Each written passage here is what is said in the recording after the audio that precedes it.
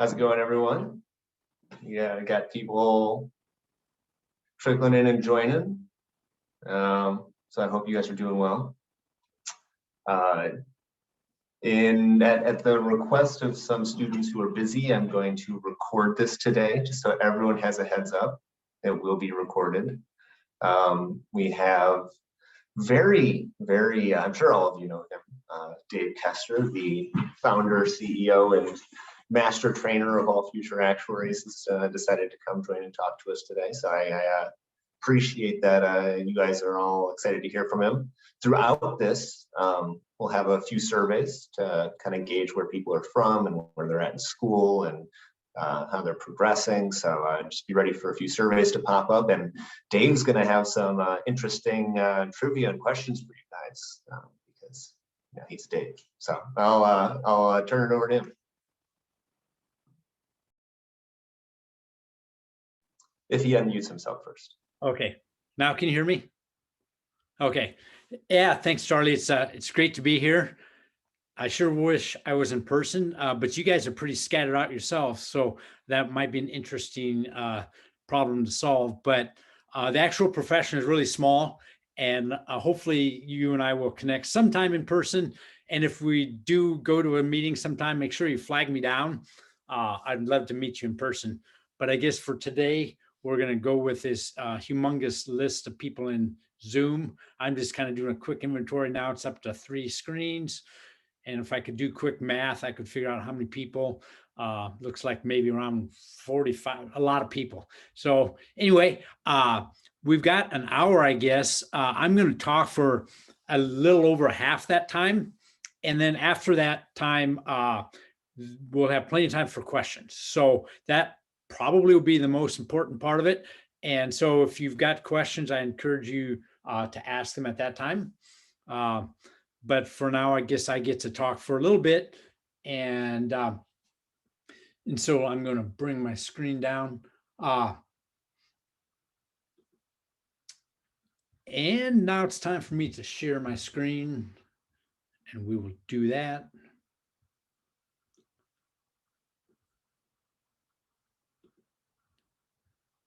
Host disabled participant screen sharing. So Charlie, I think you may need to have me enable me to share my screen. Yeah, I'm gonna make you host. Okay. And then when you're done presenting, pass it back off to me so that I can put up the polls. How's that sound? Okay, that sounds great. Okay. Okay, so want me to try it again then? Give me 1 second. I gotta find it on my screen. There we go. All right. All right, you're in charge, Dave. Okay. You know, I did have this list of all these cheese jokes I could tell, if I had some open moments, but I thought they're all pretty cheesy. So I'm going to spare you guys from those cheesy jokes. You probably heard them all anyway. All right. So can you see my screen okay? Yeah. Okay. All right. So I'm going to talk about the promise of an actuary today. And like I said, I'm going to talk for a little over half an hour, just to kind of give you an idea how long you need to stay focused. I know you guys are experts at that, so I'm going to try to keep you focused for half an hour or so, and then we will turn to questions. And I think about, what it is we are actuaries do. And, one obvious thing is that becoming an actuary is difficult. You guys knew that. But one of the things I've thought about is that there's a path to getting to an actuary. And at the end of that path, I see something that I call a promise. And so we're going to talk about that promise at the end. But most of what we're going to talk about is the journey to get there. And what I'm calling that journey is that the path of an actuary. And so this journey, it's a well-worn path. Your professors have probably paved that way for you if you have actuarial professors. I know coaching actuaries, we try to do that. There have been people that have gone way before us have done it. And some of them are even what I'd call pioneers or first settlers. And today I'm going to try to just tell a story just because I think that it might be interesting, and it will teach some concepts that I think are useful. And the story is going to go from place to place. We're actually going to visit 4 places, and we're going to stop after every place and talk a little bit about maybe a takeaway from each stop, uh, and then move on to the next one. So that's kind of like the goal. Now, this story really isn't going to help you with the exams per se. You might get a tip or two, but it's really more about your career and maybe even your life. I think that, the last year or so has been a challenging year for a lot of people. And sometimes, our heads get into a tough spot and we need to maybe get a little story to get out of it. In fact, for me personally, I kind of had a rough go over part of last year. And this story actually was something that meant something to me and gave me kind of a little bit of perspective on my life. And so I thought, well, if it was good enough for me, maybe it'll help you guys. So that's the idea. If nothing else, maybe it'll be kind of fun. But now's the time to dream a little bit and go to a different place and time. So with that, hope you're going to enjoy it. We're going to talk about a pioneer of the path. And so this pioneer is someone that is the first trivia question. I know Charlie said that we're going to have a little trivia. We're going to have two trivia questions. And I'm going to want you to guess a person's name. And you're going to guess it by typing in the chat room and on the chat. And Charlie will be the official guest, and he will declare who is the first one to answer. This is not an actual exam, so that means you can use any source of material you want in order to answer it. There is no cheating on this. It's just first come, first serve. So I'm looking for a person, and we all know the number probably by now of 2.718. That's a great number. And my question is, who is the name of the person, not who identified that number, but who is the person that gave it the name E? Because 2.718 we refer to as E. Someone had to come up with that name E. And what I want to know is, who is that someone? So that is the trivia question that we've got out there. And I've got more clues, but we'll see. First of all, this is enough to get someone to get to the right answer. So I'll give a couple moments, and Charlie can let me know if anyone gets the right answer. Just go ahead and type that in. A lot of smart people in this room. I have no doubt. So we already got an answer. Is that what you're saying? Yeah, I think Wade got it about 2 sentences into your explanation. So. All right. Way to go, Wade. So, I want you guys to remember that number. I got through some of my exams just by memorizing that number. It's a great number. So to Wade, in order to help you remember that number, I want to, compensate you.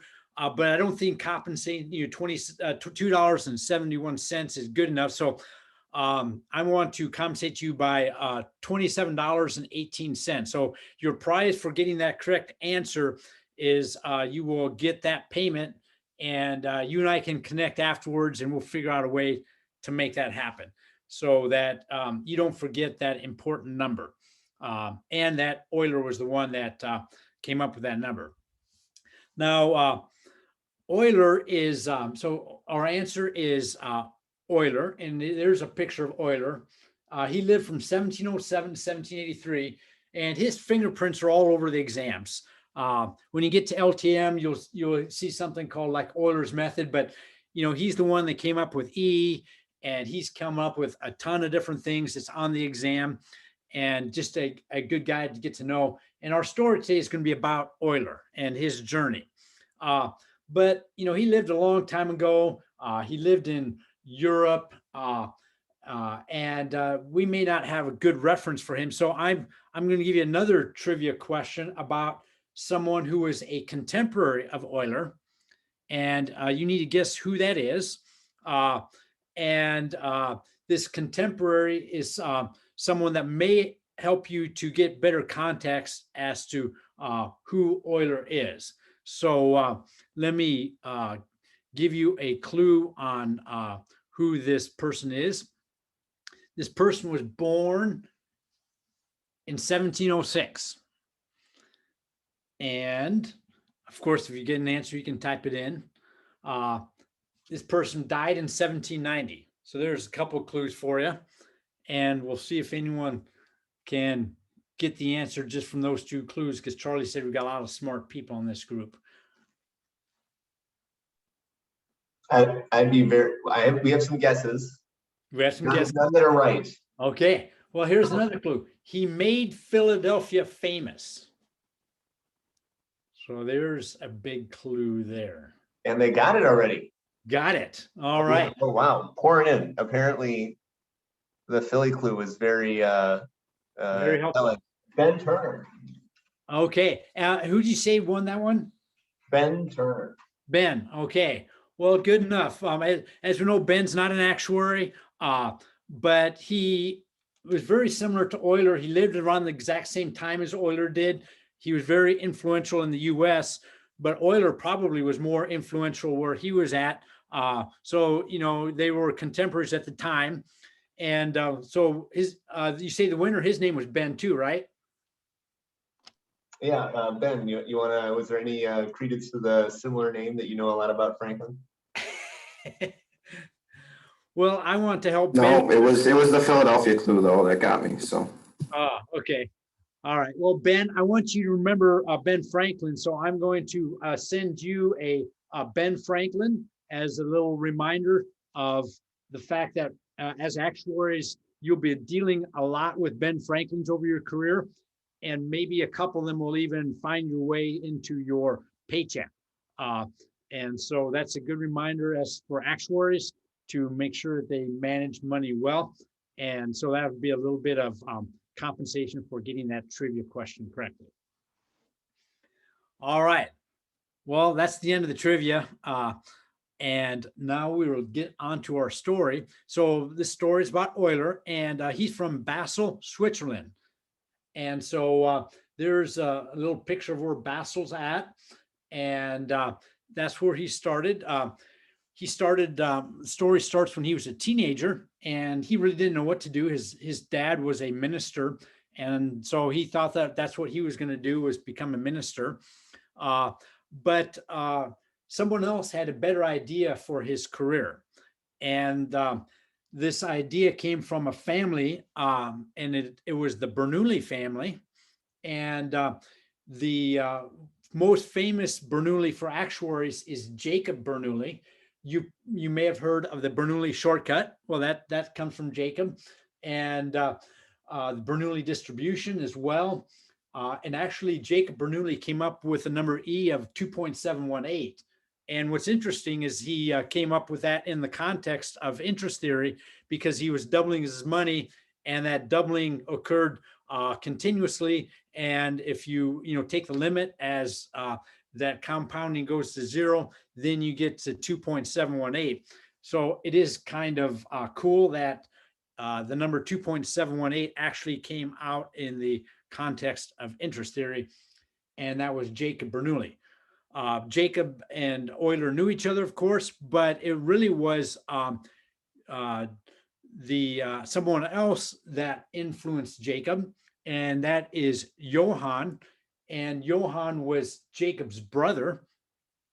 And Johann was a famous mathematician at the time, very busy guy, very important in Basel, but he took time every Sunday when Euler was a teenager, and he mentored him. He would answer questions for him and encourage him on his journey of doing difficult math, and really changed Euler's path. And it's what made Euler decided that, okay, I want to pursue math rather than going down a route of becoming a minister. So it really got Euler going on his career, but he still didn't have a job. He knew he wanted to do math, but didn't have a job. But that's okay. There's more Bernoullis because Johann had two sons, Daniel and Nicholas II, and they both had pretty good jobs. And they thought that, well, this Euler guy is pretty smart. We really think he would be good to join our team. And so they tried to recruit Euler to come there, and Euler said, sure, I'd be glad to. He's a teenager. But their boss said, no, we really don't have room for him. And so they thought that Euler was a good fit, but they just didn't have any openings at the job. Perhaps you guys can relate to that. You see a job you want to get, there's no openings.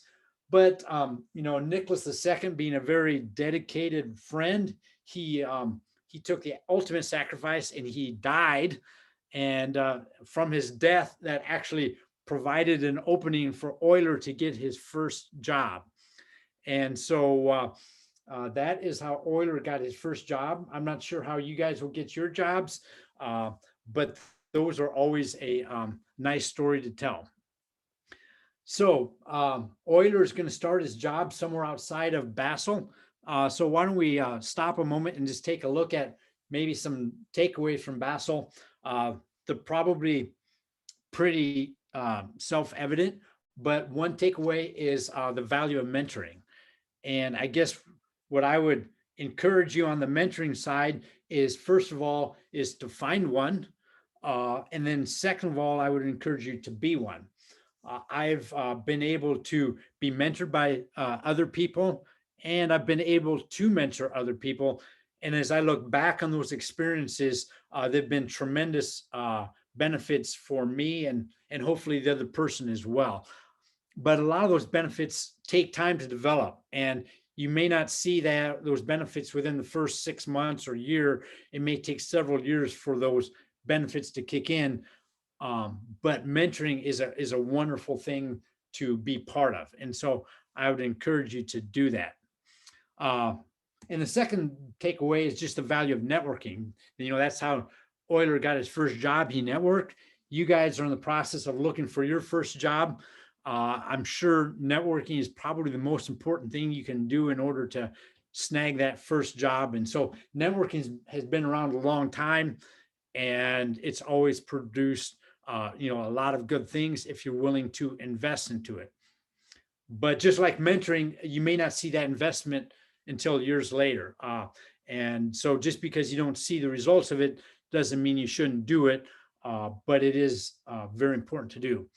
And I would say for both mentoring and networking, it's really focused on giving rather than taking.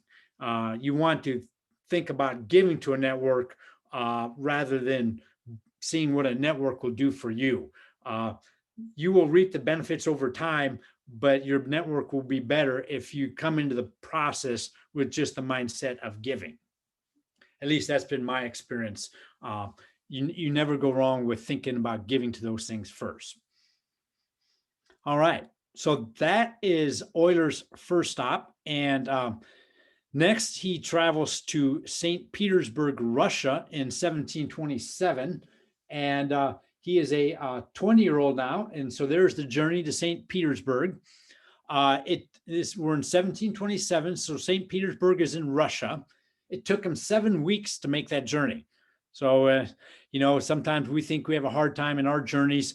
It took Euler 7 weeks to get there. He had a new country, he had a new language, he had a new culture, and he had a new climate. I'm sure many of you will be challenged in your first job with new things, but that's kind of par for the course. And it's good to be adaptive because there'll be new things that will be popping up in your new job. So what was Euler's first job? Well, he was working at a center of math and science. When he started there in 1727, Russia was still in the Dark Ages, while the rest of Europe had pretty much moved to the Renaissance, but Russia was still in that Dark Age period. And he thought his boss was going to be Peter the Great because he was the one that hired him. But unfortunately, Peter the Great had died before Euler had started his job. But it was Peter the Great was the one who had the vision of getting Russia out of the Dark Ages. And his vision was this new center for learning. And it was not about learning existing information. It was about learning new information. And so that's what Peter the Great, he had big ideas, and Euler was there in order to do that. And by the way, these drawings were done by a friend of mine because I kind of wanted to personalize this story and make it kind of come to life.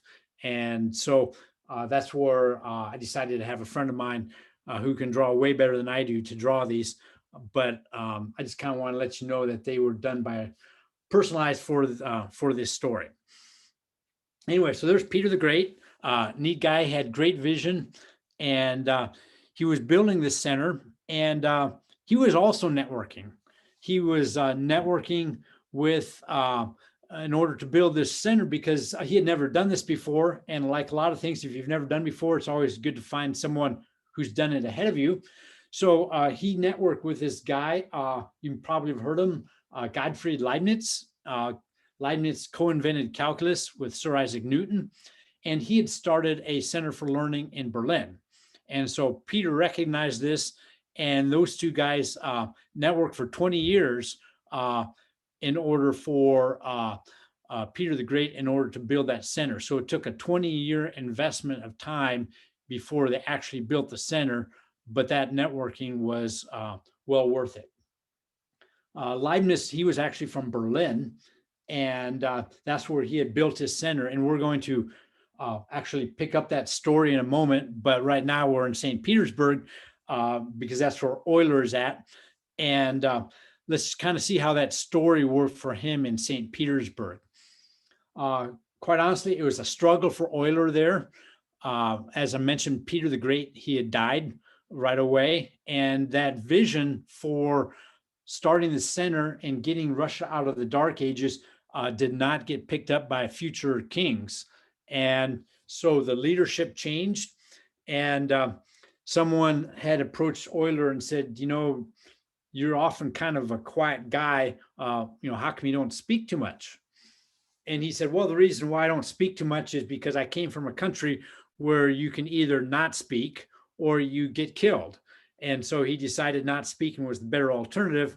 But that just kind of gives you an idea. So the working environment that he had, that the kings there were pretty brutal. If they didn't kill people, they would often kick them out of the country. So it was a rough go for Euler on his first job. So over the years, he decided by 1741, 14 years later, it was time to move on. And so he was going to leave St. Petersburg. And so before we move to the next city, let's take a look at what we can kind of learn from St. Petersburg. And the first thing that I'd like to point out is your first job is critical, just like it was for Euler. It got him on the map. And it may not be your favorite job. It wasn't Euler's favorite job. I know when I got my first job, it wasn't what I wanted, but it was a job. And I learned a ton from that job. And the second job is always easier to get. So consider it an adventure. But the main thing is to try to get that first job. The goal is to get it and not be too picky. Now, another thing you'll find in your job is you will learn new things. Right now you may be thinking you're learning new things, but you're really just learning things that are in textbooks, things that other people have already written. But when you get your job, you'll be running models, doing calculations that have never been done before. And there'll probably come a point in time when you think about it's like, boy, I wonder what the right answer to this problem is. And you realize like there is no right answer. Because this is a problem no one has tried to solve before. And so this idea of learning new things is kind of a big jump with your new job. And maybe Charlie can relate to that because he's been, working at Northwestern for a few years now. And most of the problems that you're trying to solve, there's not an answer in a textbook. You're learning new things. And so that's kind of a transition you have to think about for your new career. And then one more time is this networking it's a lifetime asset. It's not a short-term thing. I happen to think about even Charlie and I, we've just spent a little time together before this meeting connecting. He took the initiative to connect with me. So he started that networking, but within just a couple of weeks, we have this network thing going, and that network can last for the rest of our careers. And so we both have an opportunity to benefit from just a short-term time of investing into each other. And, now we got years and years, hopefully, to benefit from that networking. And so that's just a practical example of how it takes just often a little bit of time and effort to get that networking going, but it reaps great benefits. And obviously, you guys' club is a great example of that networking, that you guys will know each other. And I'm sure some of you will run into each other 5-10 years down the road and probably even be able to help each other out. So, that's just the value of networking. All right. We're done with 2 cities. So we're done with St. Petersburg. Next stop for good old Mr. Euler was he went to actually Berlin, Germany. I mentioned that in 1941. So that's where Leibniz had built his center, but Leibniz wasn't there when Euler started.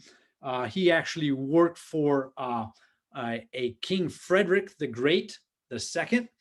And the reason why he got his job was that he was working at that center with a small group of people. One of the guys that was working there was a famous guy named Voltaire. You probably have heard of Voltaire. And it was Voltaire that actually recruited Euler.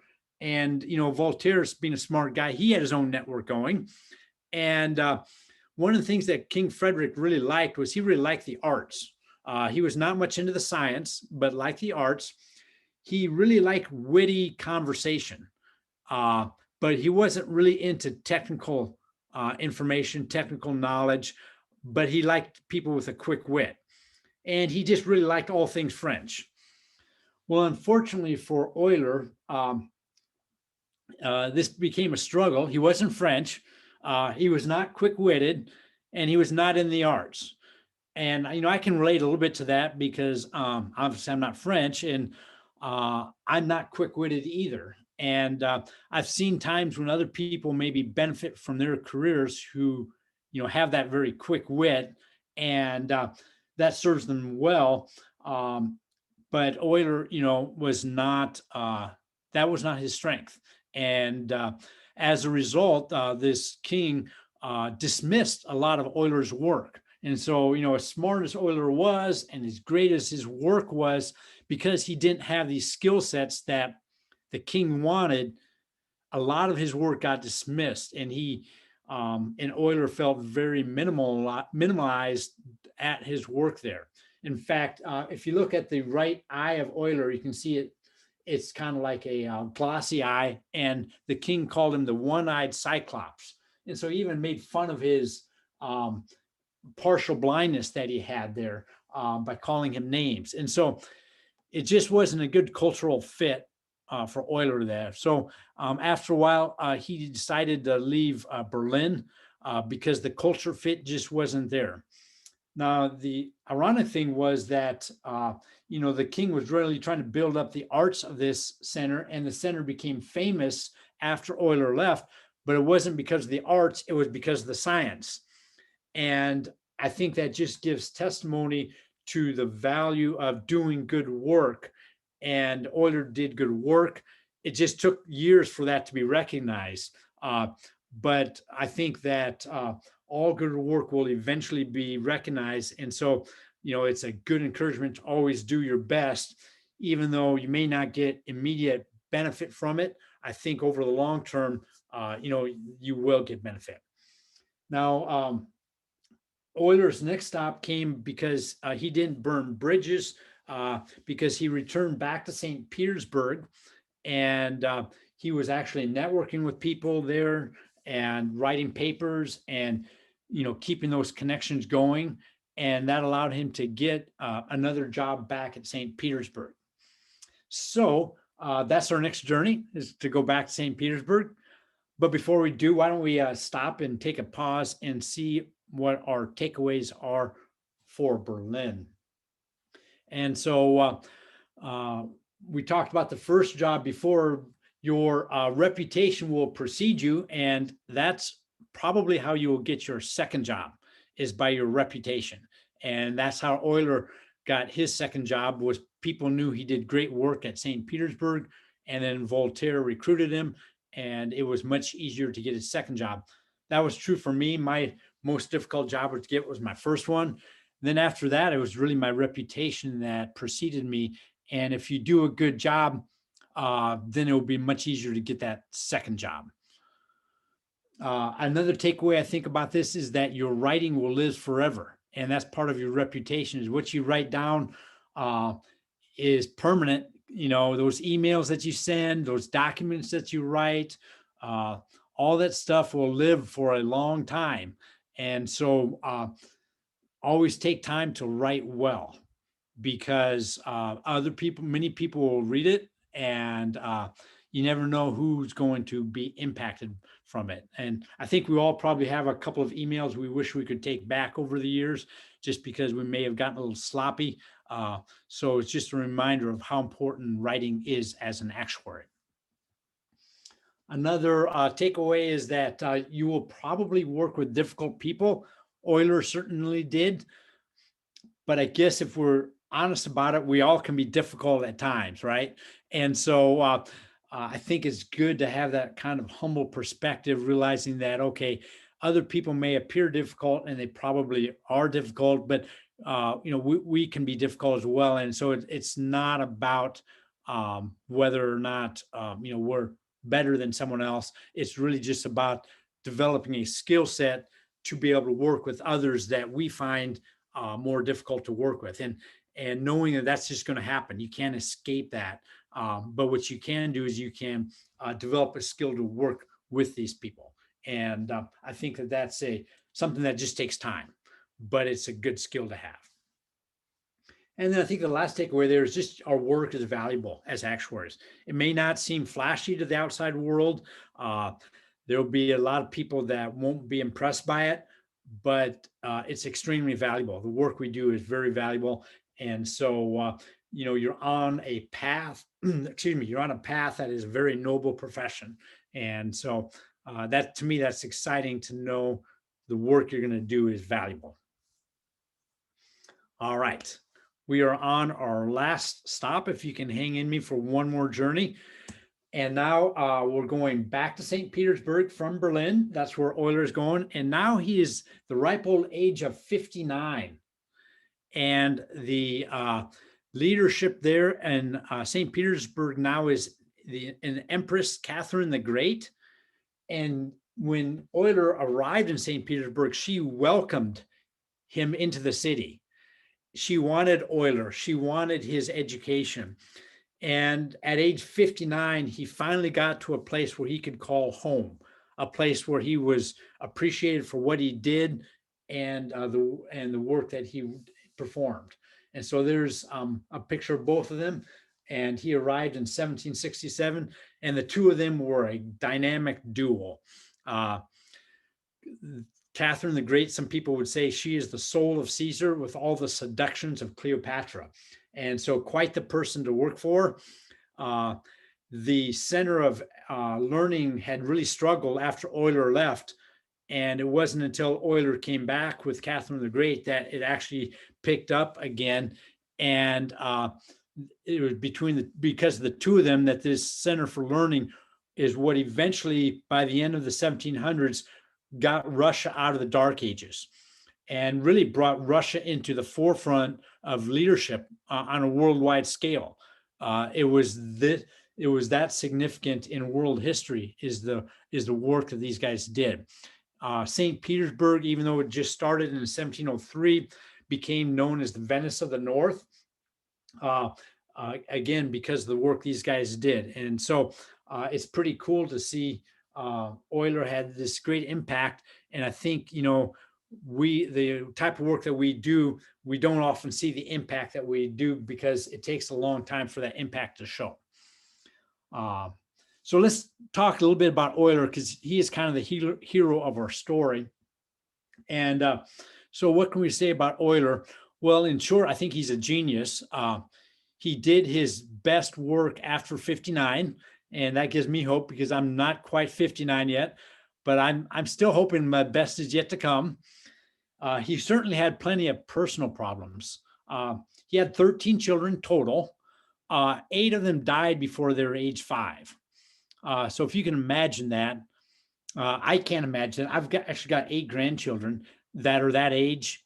one of these kids died. I couldn't imagine losing one of the grandchildren, let alone all 8 of them. And yet Euler did, but he worked through that hardship and still worked through that for a great career.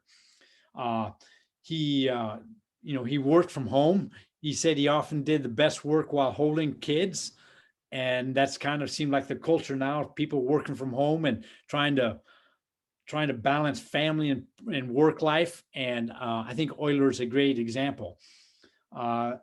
His blindness in his right eye continued to get worse. And then he got blindness in his left eye to the point where he was nearly totally blind towards the end of his career.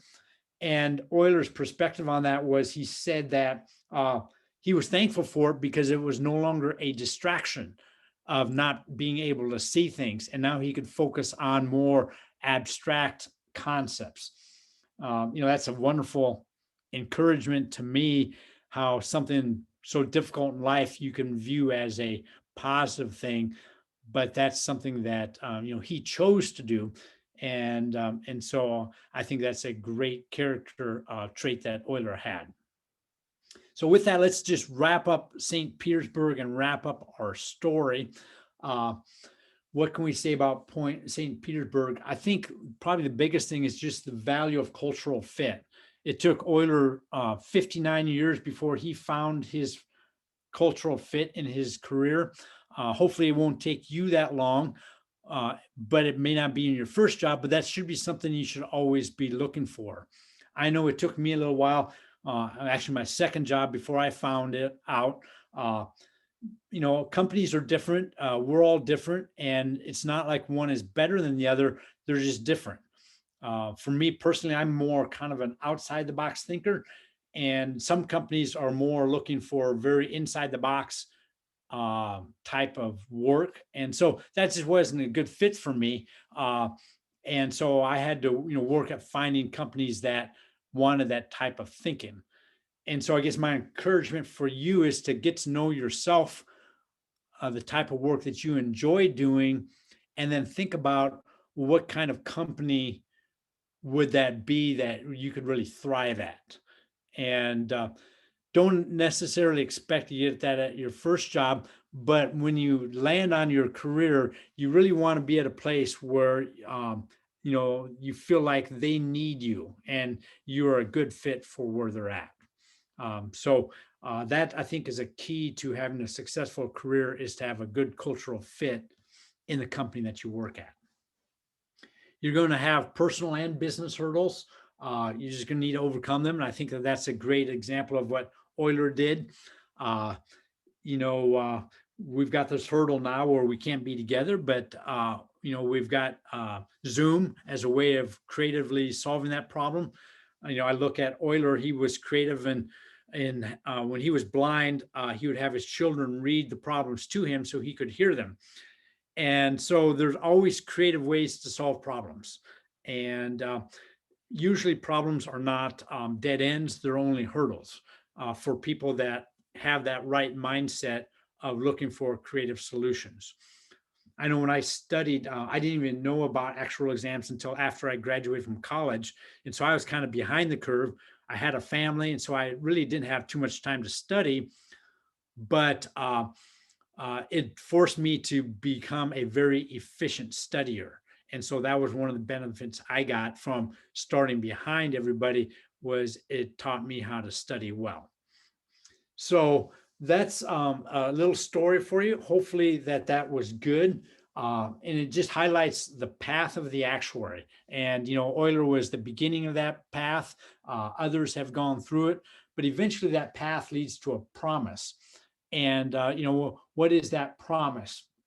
Well, I think it's a promise of giving. And you need to think of the actual career as a career of giving. And once you've got that idea, then you need to look at everything begins and ends with people. Right now, you're focusing a lot of problem solving in textbooks, but even those things came from people.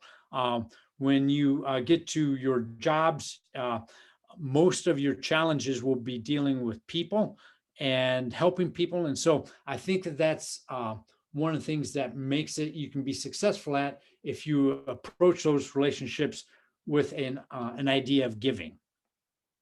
So those are people that we work with. But what about our customers? And it all depends on, the company you work for.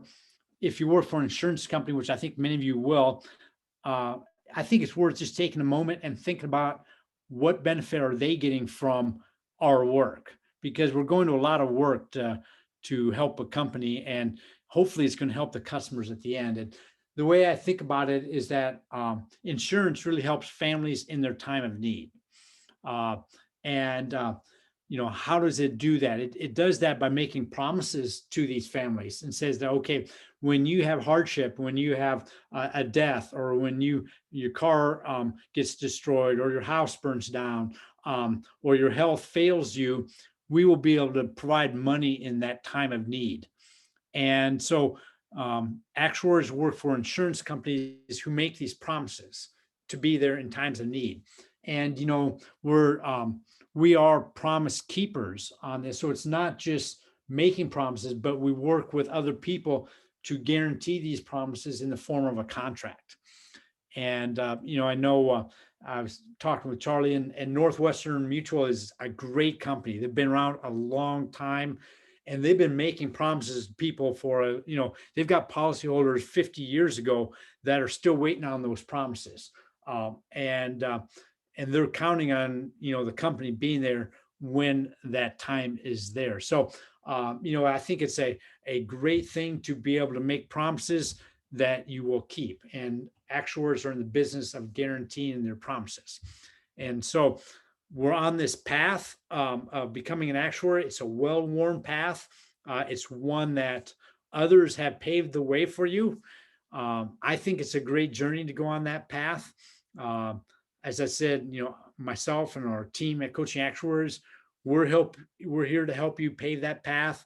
Your university is here to help you. And then, Charlie and your networking team here is also helping you on that path.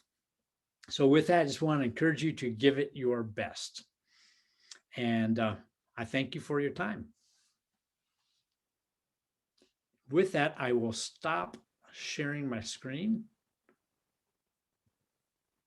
All right, Dave, you mind passing back the host to me? Yeah, I would. I think I can do that. So if I go to, is that under share screen?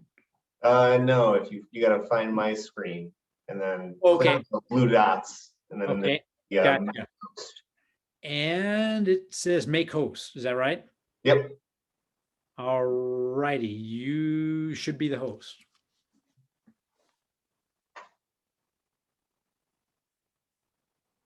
Okay. Excellent.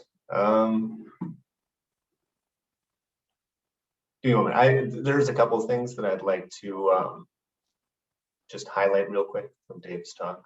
To the leaders that I work with, but also to all students, that relates to Euler's story. The first one is taking advantage of opportunity. Euler's life was predicated on this unique opportunity he was given to pursue mathematics. And often those opportunities come early in life. And the time that you guys have in college right now is full of just so much opportunity. And so, if there's anything that you take from this, it's when you see opportunity, just pursue it, and be a leader in this program, try to take an exam. Those are some examples, but there are so many opportunities that will present themselves. So just pursue them. The second one is mentoring. The reason I got this started, the reason I like working with students is, I've seen the value of mentoring other people. I find mentoring extremely rewarding. There are leaders I'm working with at universities right now that are trying to implement mentoring programs within the students. So if anyone wants to start a mentoring program, we have a document, a little how-to. Networking, meeting each other. So attending the career fair that we're putting together, attending club meetings and getting to know the students that are going to school with you, attending meetings like this where you get to meet across, throw LinkedIn links if you guys want to connect with each other in the chat. It's a great way to stay connected. And then the last one was writing. And this is something I've been trying to emphasize the importance of as a leader. You know, in the college world, positions turn over a lot.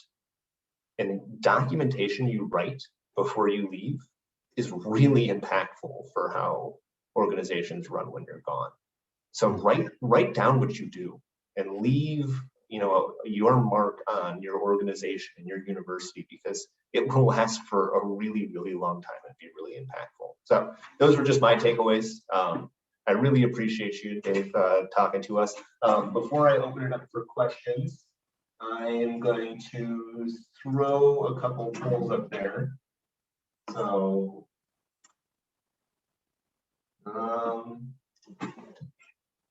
give me 1 minute. I'll just echo that idea of documentation. I know my bosses and my jobs, I mean, they just pounded that thing in my head all the time. And it was needed because I always wanted to go out and do something, you know, calculate something and solve some problem. And they'd always slow me down and say, document, document, document. And you can never document too much. And if you're kind of like me, where that doesn't come naturally, you just have to work at it. And some of you will be naturally good at it. But for those like me, you just really have to develop that patience and write it down, and you or someone else will really benefit. All right, do you guys see the poll? Oh, no, there we go. Yes, yes, we do.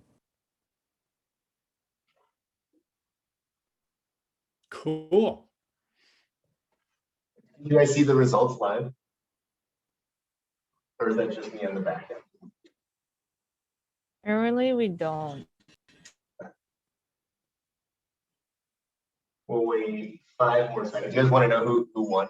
Do you guys want to make it a competition? Someone's laughing like they know who it is. We have, it's a pretty good distribution, so I don't want to say like it's you know, but MSOE is 23 of the students here. So nice job, Katie, MSOE students, awesome. And then yeah, no, all the other schools, several very, very high numbers, so pretty evenly distributed. So awesome, thank you guys so much. And now how about a couple questions for Dave, and then I'll launch another poll here in a minute.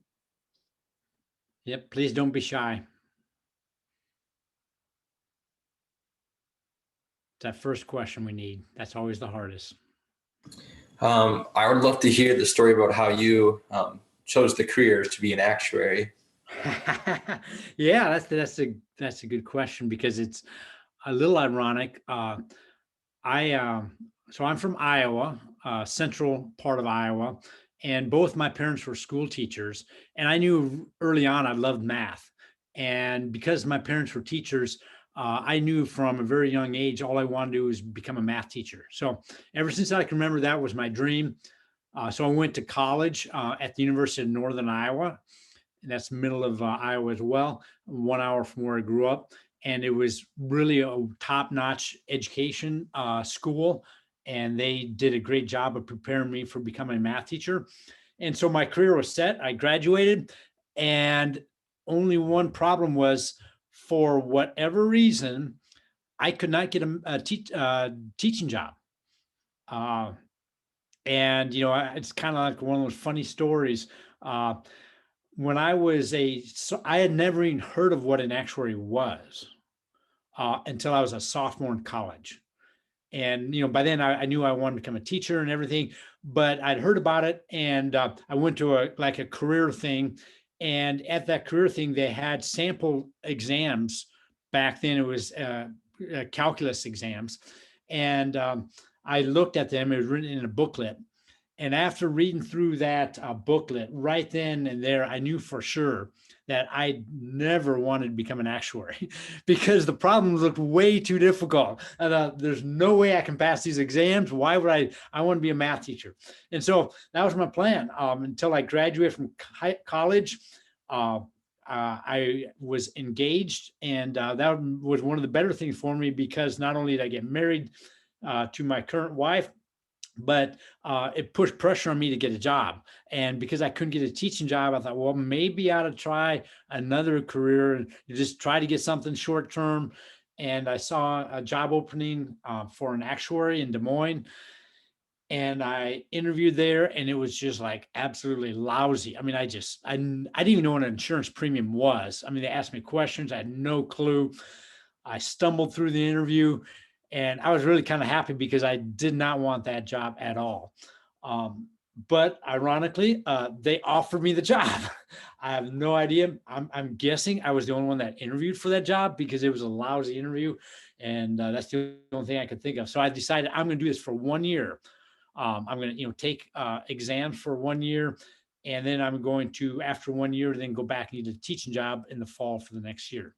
So that was my plan.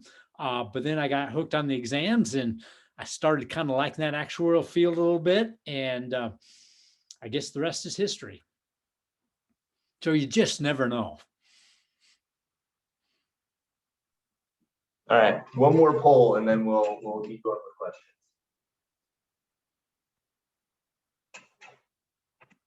Trying to collect data, guys. One thing that you'll learn as you become an actuary, you start working in the field, is you become obsessed with data. All the data, give me all of the data. And that way I can be better informed and make better decisions. So yeah, I really appreciate you guys taking the time to give me your data. I wonder how many people we need to attend before we can call this a big data collection.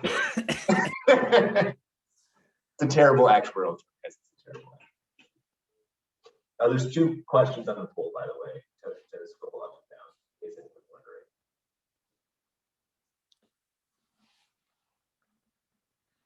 All right, we'll call it there. All right, other questions for Dave. What was your most challenging exam for you? Now that's another good question. Probably my first fellowship exam was, just because it was so different than all my multiple choice exams.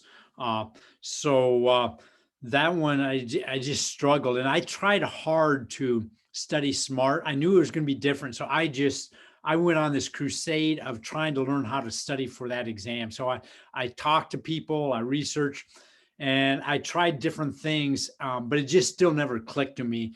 And it really never clicked until my very last exam, unfortunately. When I got done, I thought, hey, I finally figured out how to study for these things, and I was done. But that first one was brutal. I'm pretty sure I failed it. I don't remember for sure.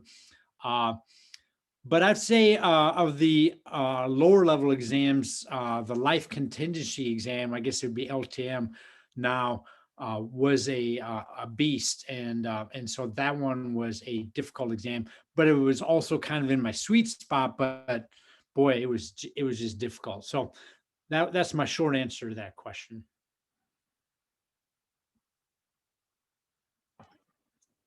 Hey, Dave. Yes. Hey, how's it going? Good, thanks. So you say, I'm coming at you from the hockey rink right now. Both of my kids have hockey practice. Okay, Jim. Claire, and this is a real man's mask right here. I picked out the floor of the car as I came in and forgot sorry. So you said you had kids, and you when you were studying to be an actuary. I did. Obviously I have kids. I'm a career changer, and I'm 40, and I'm doing well. I passed P in January. Thank you. Congrats. And, thank you. No, thank you specifically. Sure. And I was wondering if you had any kind of anecdotes or wisdom about how to study and how to kind of get through it. I mean, I'm already pretty efficient, and things are going well. But if there's any, I'm just looking for anything you might offer. Sure, and that's a good question. And this, I think, applies to everyone too, because everyone's busy, and so we all need to find a way to be efficient. For me personally, I was a morning person. I am a morning person, so I found that I studied early in the morning, and that was just the best time. My brain was. You need to find that time of the day where you are not distracted and you've got your best foot forward. And whatever time of day that is, you need to find it, and you need to, just make that a priority. Do the best you can. It's not going to be every day, but I don't know, 5 days a week or something. You really got to find that time, and quality is the first important thing. And then, quantity is the second. But for me, I just got to be more and more of an early riser. And I almost kind of got to look forward to that time, because it was so productive for me. So that was the key for me. But I just knew that any free moment, I really needed to take advantage of it. But that really taught me discipline. And so I wasn't extra disciplined before that, but after that, I felt like I developed quite a few disciplines as far as studying and focus. Yeah, I'll just comment on that because I'm over in public investment, so I started taking some of the series exams, and I now have a daughter. I have to master the mornings, like 4:30 a.m. to 6:30 a.m. before she wakes up. That's, because that uninterrupted big focus. And in fact, I encourage many of the students to find that time. And in the morning, just I've always found with students works best. So if you can get that hour or 2 hours in, right after you wake up, and when you're consistent every day at the same time, it makes such a big difference. And getting that first job is great because then they're going to pay you to study. And that is so awesome. Hi, Dave. So, like a lot of students, I'm not sure if I'm going to end up in SOA or CAS. Sure.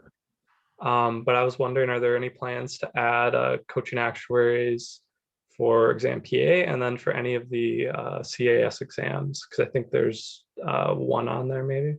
Correct. Yep. Good question, Michael. Actually, we just recently put something out there for PA, and it's not, we're not selling it yet, but there's a notification about it, and that's one of my projects I'm working on right now is that PA. And so you can go out there and check it out because we do have some information about PA. And then I would say Mass 2, we do have something out for Mass 1. We are looking at doing something for Mass 2, but that will likely be a 2022 endeavor and probably not the first part of 2022, maybe middle or second part of 2022. So it's going to take us a little while to get it out there. Those exams just take a ton of time, and we have not started that one at all. But we're over half done with PA and fully focused on that.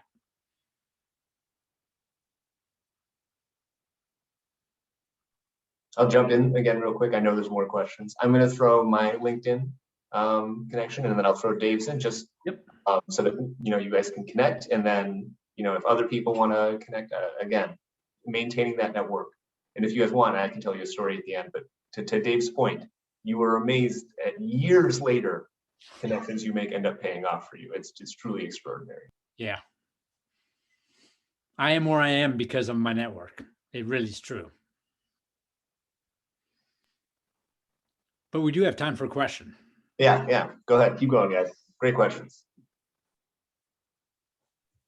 Would you say that running coaching actuaries combines like your love for actuarial math with your love of teaching? It does. Yeah. That you couldn't have said that better. I've got my dream job now, so it took me towards the end of my career to bring it all together. And now, I'm looking back. I don't think I've been a really good high school math teacher. But I really like doing what I'm doing now because I enjoy working with more focused students and more serious students. And, there's some of them out there, but working with actuaries and teaching actuaries to me is like, I can't believe I'm getting paid to do it.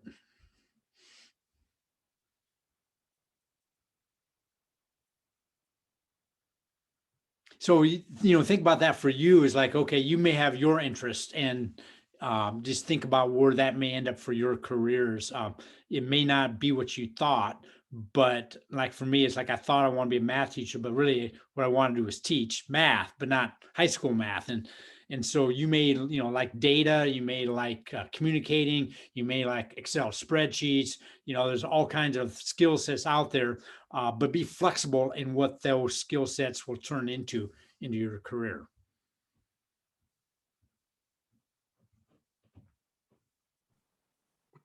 I'm going to steal the question since Dave answered it. So, like, how did I end up arranging something like this? So when I started school, I was a psychology major because I was really passionate about trying to help people achieve things that they want to achieve, to help people realize how capable they really were. And so becoming an actuary was kind of a test of it myself. I was not prepared for the exams. When I found out what coaching actuary was, it was a very much a cheat code into passing the exams, but getting through it and understanding the impact that knowledge has in your life, I just wanted to give it back. And so this has been a nice opportunity to help students like you guys realize your potential in something that's really awesome, like being an actuary. More questions, guys. These are great. I've got time, so I'm not rushed at all. Oh yeah, sorry, Dave. It is 6:30, so if Dave needs to go, we'll call it. But if Dave wants to say, please keep asking questions. Yeah, we've worked hard to get to this point. I'm here to answer your question. So really, if you got a question, I want to answer before you leave. Okay, so I had a question. So I was my dad was sitting at the dinner table with me listening, and we were both wondering, so what was your most like interesting project? Boy, I've had a lot of interesting ones over the years. I'm just trying to think of, anything at coaching actuaries to me is interesting. But I'm trying to think more of maybe I spent about 10 years working for a life insurance company, a couple of years as a health insurance company. I know there's one project that was my worst one, and that was awful. And so, there's one of those. But I think for me, the most interesting, in between my career job and doing coaching actuaries, I had about 20 years of consulting. So you can see I'm kind of old, but before coaching actuaries did online education, we did consulting. And the thing that I really liked about the consulting work was to take functions in the actuarial work and make them more efficient. And so I would come into a company and analyze how they did their work. And then I created a way to make it more efficient. And so I had actually 2 or 3 really big projects to do that within insurance companies. And that was the thing I really enjoyed most. One, it was fun networking with the actuaries, get to know them, get to know their work. And being a consultant, you get to kind of come in and, I don't know, it was kind of a thrill of doing that and solving their problem, but you weren't tied to the politics of the company. You could just kind of come in there and do your thing and then, move on, but you still had a network of people that you work with. So I just enjoyed when I took people's work and made them more efficient by applying technology, using databases, using programs. I would code stuff up in programs. That's what I really enjoyed doing. And I miss that. I don't do that anymore. But those were my most fun things to do.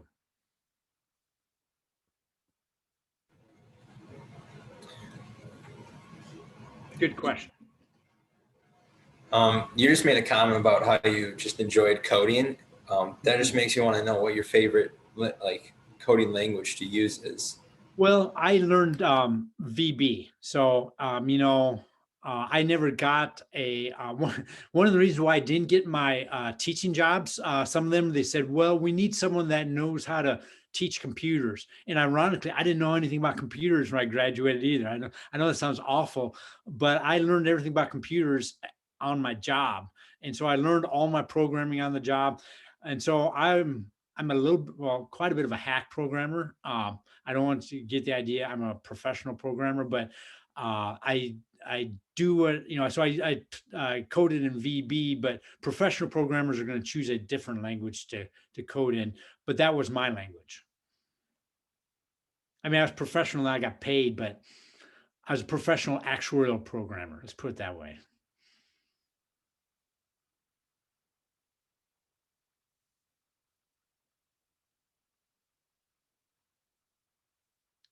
Coding is certainly a good thing to learn if you can get into it and you like it. It'll take you to a lot of different opportunities in your career. I have another question.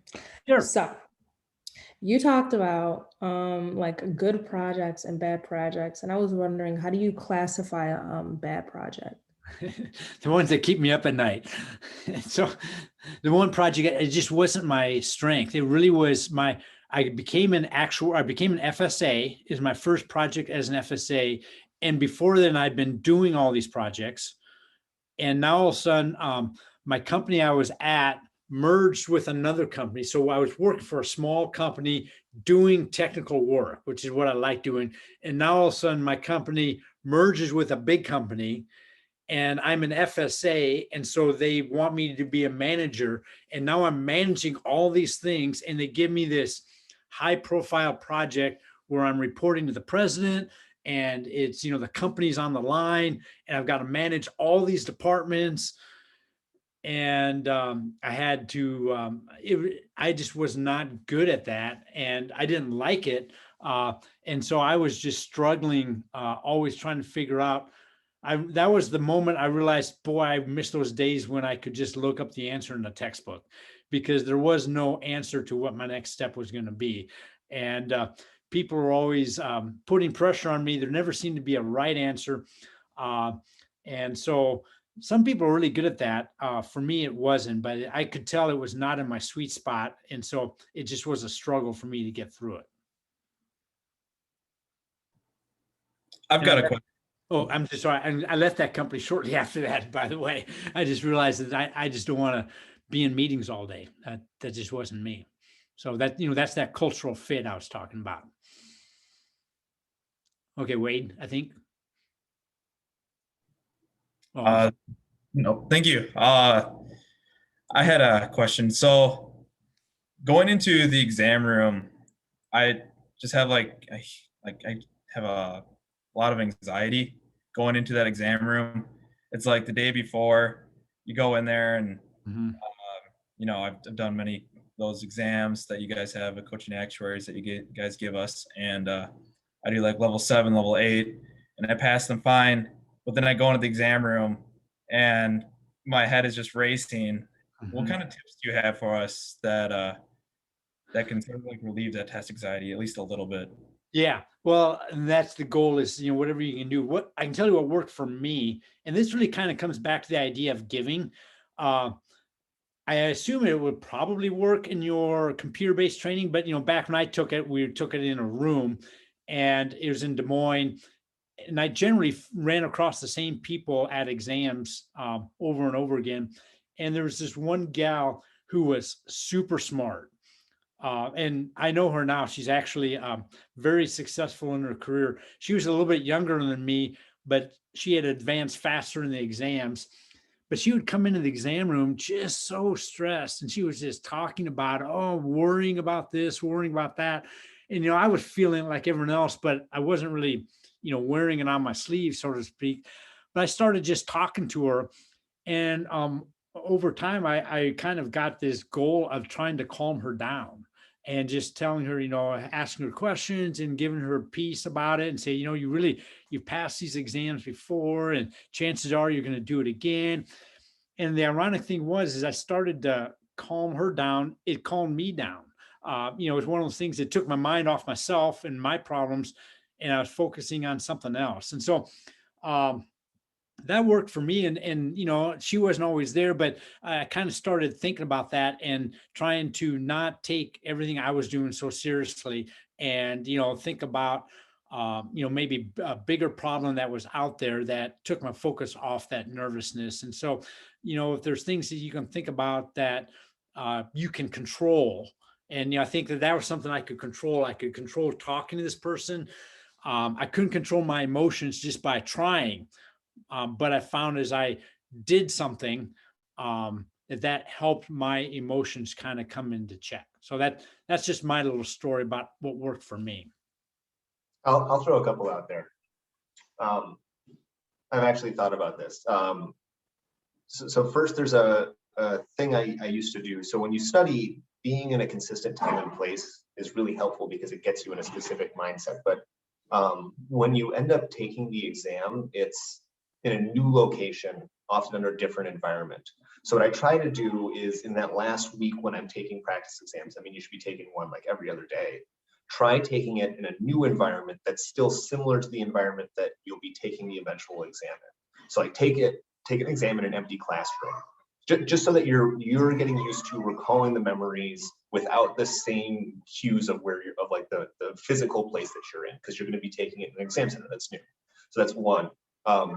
Two is like have like kind of like a meditative ritual before you start an exam that focuses on your body. So usually breathing is one. So like think about it when you're like, if you're going through meditation, you focus a lot on your breath.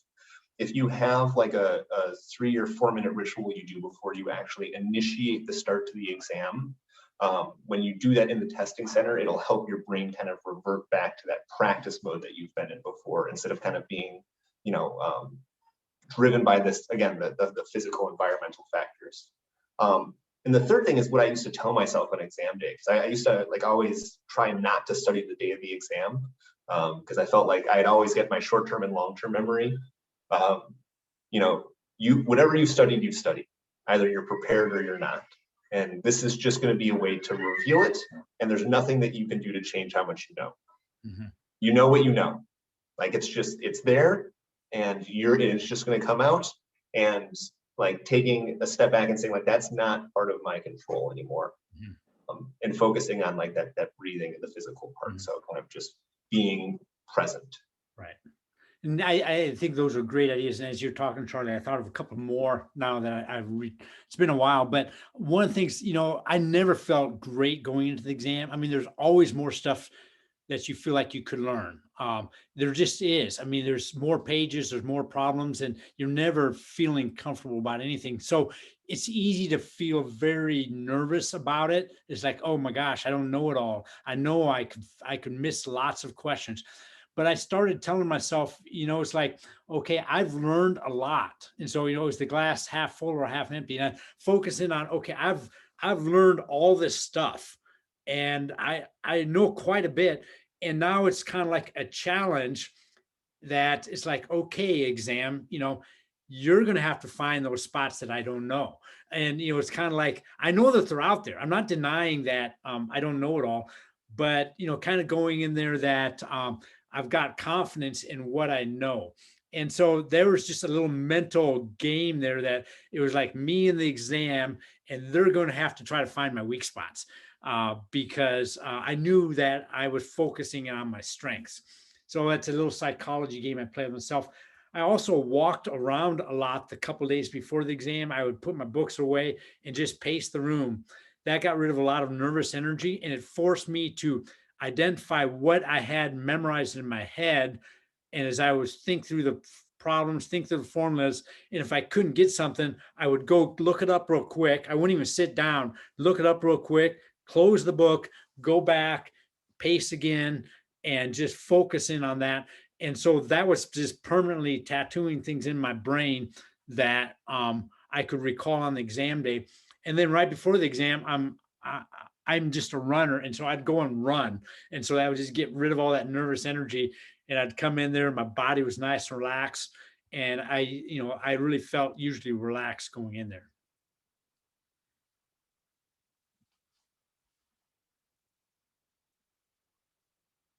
But if you don't like running, don't run before an exam.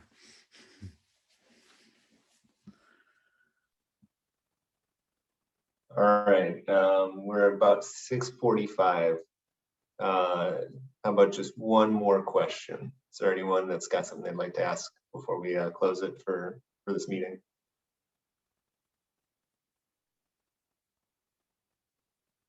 No? Okay. Well, then, go ahead. I don't know who said. What is your recommendation, or like what would you do if you don't pass an exam? Like what's the next steps to take right after, in your opinion? Right. Yep. And I can speak that because I failed exams.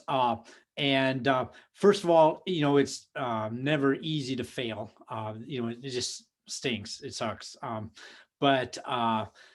So you have to get over that mental part of it. And for me, part of what I got over was it's like, okay, I don't need to study nearly as much next time.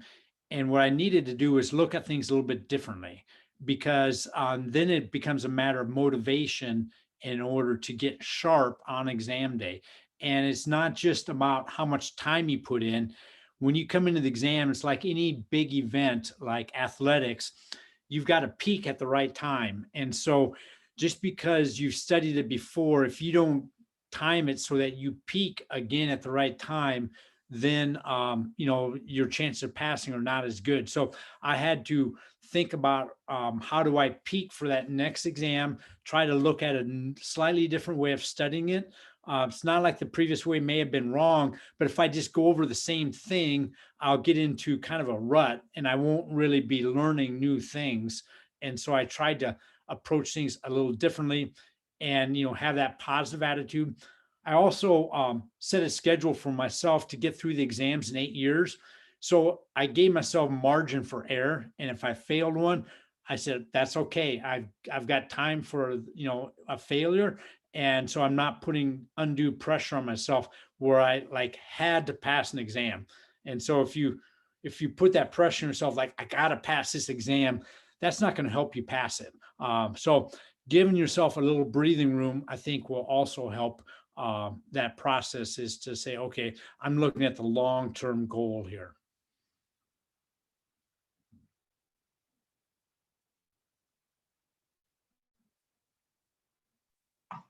All right. Well, that was a good one to end on. And I just want to take a minute and really thank Dave for taking the time to come out today. The level of excitement that the students had for hearing you speak was pretty extraordinary. It's just a testament to the immense number of lives that you must impact in just a really, really positive way. So thank you for speaking to us. Thank you for building a platform that everyone gets to use and living a life that's so selfless and really helps so many people. I like to say that when you accept your first actual job, your life changes forever. And I can't even imagine the number of lives that are changed because of you. So just thank you. Thank you. We really appreciate it, Dave. Well, thank you, Charlie. I really appreciate it. It is an honor to be here. And I'm serious. If you ever see me in real life, by all means, drag me down and introduce yourself. And thank you all students for attending today. You guys are awesome. You guys are like going to school in the most challenging environment I could imagine. So give yourself some credit, passing exams and taking classes, and just way to go. Way to go. I can't imagine having to go through what you went through in college. So you guys deserve a pat in the back and take some time for yourselves today. All right. And thanks, Charlie, for all you're doing. You're not getting paid to do this. And so this is really cool. Well, yeah, if you guys want to just hang out and chat with me, I'm going to stop the recording now. And you guys are